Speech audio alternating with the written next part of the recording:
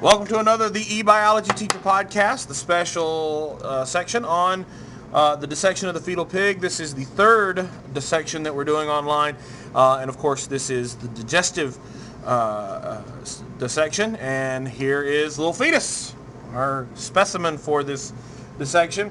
You'll note that the dissections we've already done, we've done the thoracic cavity. What we're going to do, or what we have done, is made a median incision right down the center of the abdominal cavity up until we got to the umbilical cord. Then what we did is went just lateral and then continued that lateral incision downward so as to create sort of a peninsula right around the umbilical cord. If we lifted that up, and when we did, you'll note that there's a blood vessel here. That is the pulmonary vein right there, and what we can do is, if we've severed that, we can actually flip that umbilical peninsula back. The other thing that we did were these transverse incisions down the hip line here, and we even deepened the incisions that we originally made around the thoracic cavity. Now, when we originally did the dissection, we had this very thin membrane that was clearly separating the two cavities. This is not, in fact, a membrane. It's a muscle. It's called the diaphragm, right? And if we remember from our respiratory dissection, this is what is responsible for contracting, opening up the space in the thoracic cavity, leading to breathing. All right? So the diaphragm is here. Now, if you are doing a fetal pig dissection and you have not gone past the diaphragm, what would likely happen is when you open this cavity, it's going to be filled with fluid and other stuff. However, if you have breached it and you washed your pig out before, most of that's going to have come out.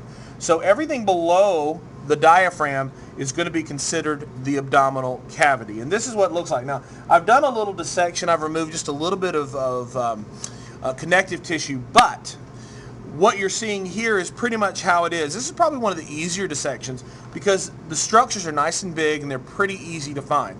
So the first thing I want to do is go through the alimentary or gastrointestinal tract. Now, to do that, we're going to go back up to the throat for a minute, all right? Remember that the mouth is where physical digestion and chemical digestion start. So the teeth aid in physical digestion, all right? We can see those canine teeth. We see the hard palate and the soft palate. Those are used to sort of make a bolus of food so it can be swallowed and go down the esophagus. The esophagus starts behind the trachea in that opening that I'm opening up there. Okay, so that's the opening to that little hole opening that we see right here. That's the opening to the esophagus. Of course, that's going to run down the throat. And if you recall from the respiratory dissection, we identified the esophagus as the structure that's under the trachea. So this is the trachea that we've already cut.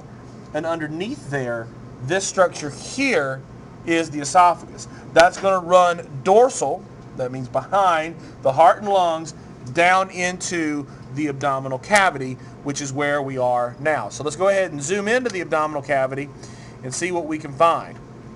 The largest structure that we see there just screams liver. That's what it is, right? So this large structure here is going to be the liver. We have another structure here that's sort of flag-like, and if I peel it out, it actually looks like a pennant from like a sports team. This is the spleen.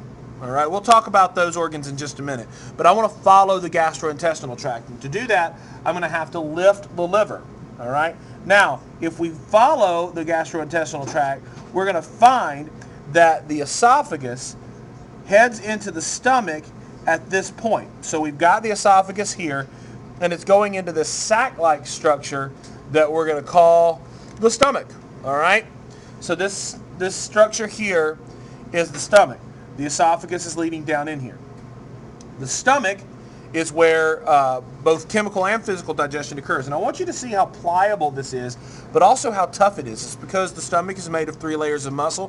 One runs longitudinal, one runs lateral, one runs diagonal. So the stomach can basically constrict in any 360-degree directions.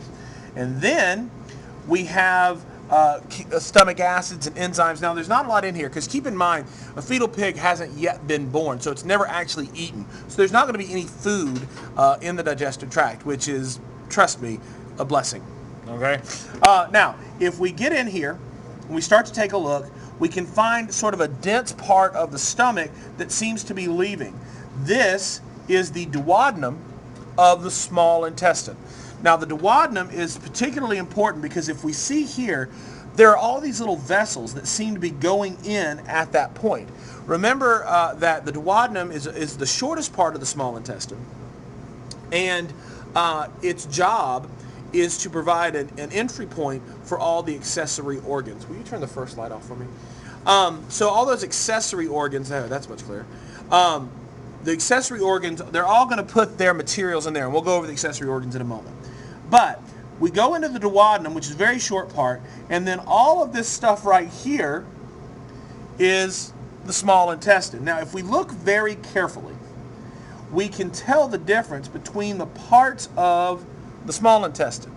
The first part after the duodenum is called the jejunum, which is the part that looks a little bit darker, and then the part over here that looks a little bit lighter is the ileum. Now, it's kind of hard to tell, and if it were an older pig, it would be much easier to tell because they have different consistencies.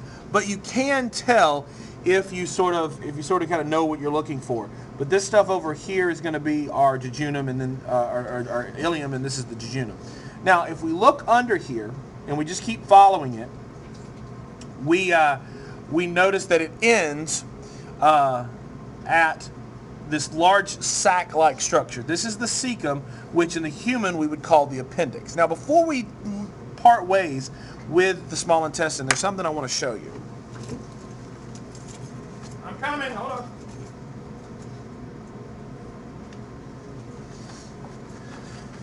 I had one of my student helpers do this for me because I think it's really graphic to see. This is an extracted fetal pig intestine. And what they've done is, you notice that all of this is kind of bunched together, right, through these little membranes or this mesentery. What I had them do is remove the mesentery as best they could to give us a full-length small intestine. And you're going to notice when I pull it out here that it is incredibly long. Here you go. Take a look at that. All right. Keep going. Keep going. For those of you who aren't in my class, you're like, hey, he's not wearing gloves. All right. All of this is disconnected, and so this is incredibly, incredibly long. All right. So if you see that, you can tell that the small intestine is incredibly long, and we know that surface area is where it's at. And remember that the small intestine isn't responsible for absorbing nutrients that the stomach and the mouth and the teeth have all digested. So that is all really, really long. Why do we call the small intestine if in fact it is long? It has to do with the diameter. Because if we look at this, we can tell that the diameter is actually pretty small. When we get to this structure, that's the large intestine. It's much shorter, but the diameter is much bigger. All right, the diameter is much bigger. So this large structure over to the side is the large intestine, or commonly referred to as the colon. Keep in mind that this is where the fetal pig anatomy and the human anatomy really differ, because in the human anatomy what we would see is we would see all the small intestine, and then the large intestine and the appendix would start here, and then it would work its way up, called the ascending colon. It would go across just under the liver, that would be the transverse colon. It would descend down this side, called the descending colon, and then it would end with this structure here, which we know of as the rectum, which is where the feces is going to be stored until it leaves the body, and then the anus is here. Now, if this were a female pig, we would actually see the ovaries and the fallopian tubes and the uterus right here. Since we don't see them, we know that it's a male. All right, and we'll get to that in another dissection. So we have followed the canal. Let's do it one more time. All right, we're going to zoom out. We start at the mouth where physical and chemical digestion occur. We've got the teeth, the hard palate, the soft palate. If we open it up, we look past the epiglottis into that opening right behind the trachea. That's going to be the opening to the esophagus. It runs dorsal to the lungs and heart, runs back behind here, and it enters into the stomach here. As we zoom into the stomach, we look at the stomach, and that, of course, is where physical and chemical digestion continue until the food is turned into chyme. It's going to be put into the duodenum, where all the other accessory organs are going to come into play. Then we're going to go into the small intestine. Woo, small intestine, like a big old roller coaster, till we get to the cecum and the large intestine. From the large intestine, we go to the rectum, and then out the anus, which is where the waste would be secreted. Now to the accessory organs of the digestive system. A couple of things. First of all, we've already noted the liver. The liver is here. Remember, the main digestive function of the liver is to produce bile to break up fat. All right, so the liver is here, and there's a duct leaving the liver here into the duodenum to deliver bile. Now, if we look very carefully, we see this little greenish sac-like structure, looks like a tiny little balloon. That's going to be the gallbladder. Now, the gallbladder also adds bile to the digestive system, but it adds a more concentrated bile to deal with excessively fatty diet. Okay? Now, the liver and the gallbladder enter the duodenum actually through the same duct called the common bile duct. Okay, the common bile duct. Because they're both really delivering bile, it's just different types, so to speak. All right? Now, if we put this back in sort of anatomical position, let's take a look at this structure here. This is the spleen. The spleen, not so much a digestive organ, but it's certainly in the visceral cavity. Its main job, and it's got a lot of little jobs, it produces platelets and holds them. It also is responsible for taking used red blood cells out, breaking them down, and then returning the material so that the body can make more red blood cells. The last accessory organ that we did talk about in the other lecture of the digestive system is the pancreas. Pancreas produces sodium bicarbonate to neutralize the stomach acids that are going into the small intestine, and it also produces insulin. If we lift up the liver and then we lift up the stomach, there is a small sort of long-shaped triangular organ here that has a real grainy texture to it. All right? Right here. This is the pancreas. Now, something to note about the pancreas, if you follow it, it innervates the duodenum. Remember, the duodenum is the part of the small intestine that provides sort of I know that looks kind of nasty, didn't it? It's the duodenum is part of the small intestine where all those accessory organs kind of put their stuff in to help. So I'm going to do this one more time, and then we will wrap it up.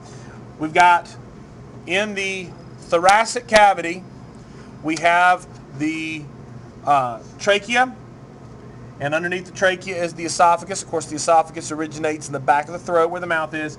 Food will travel down the esophagus, and again, the esophagus right here underneath the trachea. All right, there it is. Trachea's been cut. Goes back down here, back behind the lungs, into the abdominal cavity, past the diaphragm. All right, behind the liver. This is the liver. There's the gallbladder. Into the stomach. This is the stomach. Into the small intestine, large intestine. This is the cecum or appendix, large intestine. And then we've got the rectum. A couple other things you might want to be interested in, and this is something that we'll do in subsequent dissections, but it doesn't hurt to know. If you pull everything off to one side and you use your probe here, you can see this structure here that looks like a really large bean. That would be the organism's left kidney, and there's one right on the other side. That would be the organism's right kidney. If you pay close attention, there are little tubes that run down to this center structure here in the middle of the umbilical peninsula that we made. This structure here is, in fact, the bladder. Okay? And of course, if we're looking at a female, the bladder would empty out the same direction as the anus because the urogenital opening and the anus are very close in proximity to each other. However, since this is a male pig, we'll note that the bladder is actually going this way, and the urine would come out of the urogenital opening that's just below the umbilical cord. So I hope that's helped you understand the anatomy of the fetal pig in terms of the digestive system. I also hope it's given you some indications on how the digestive system works. If you have any questions, you can always ask. Vaya con Dios and enjoy your lunch.